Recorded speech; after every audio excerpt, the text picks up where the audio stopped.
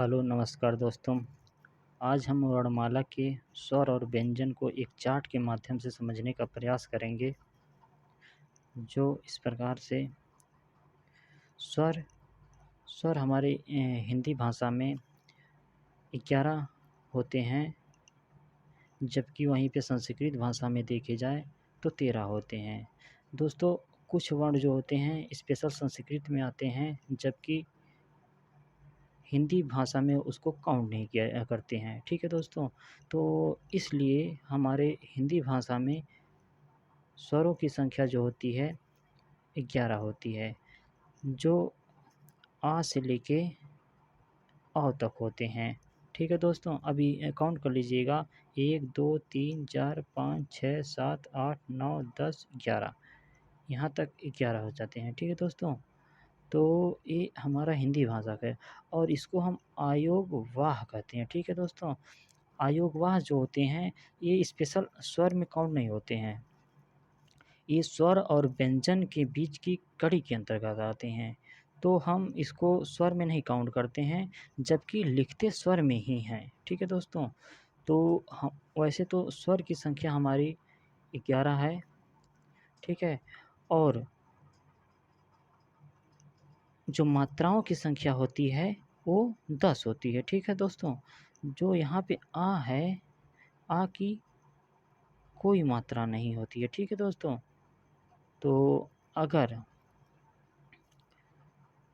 हम आगे बढ़ते हैं, फिर देखते हैं व्यंजन के बारे में। ठीक है दोस्तों, व्यंजन का से लेके माँ तक,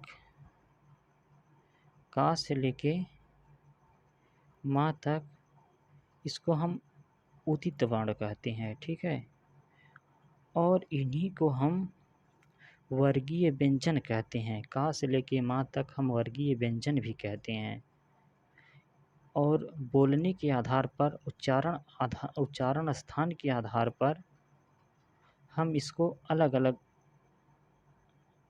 स्थान से बोलते हैं।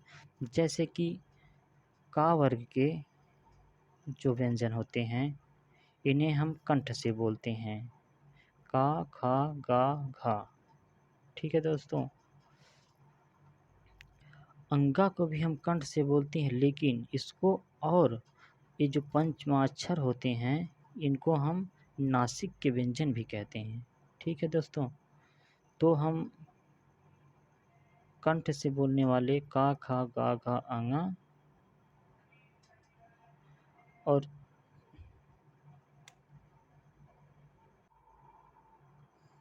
दोस्तों हम देखते हैं आगे चा वर्ग देखते हैं।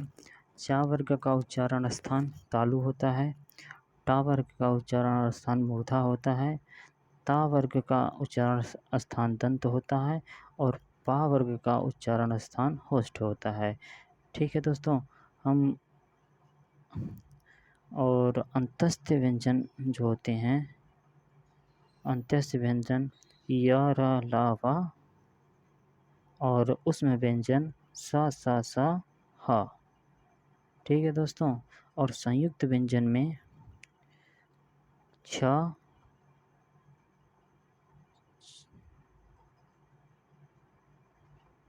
छ त्र स्र और ज्ञा।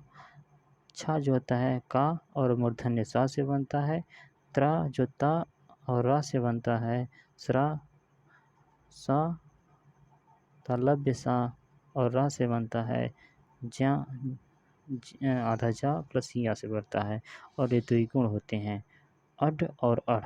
ठीक है दोस्तों, ओके दोस्तों, थैंक यू।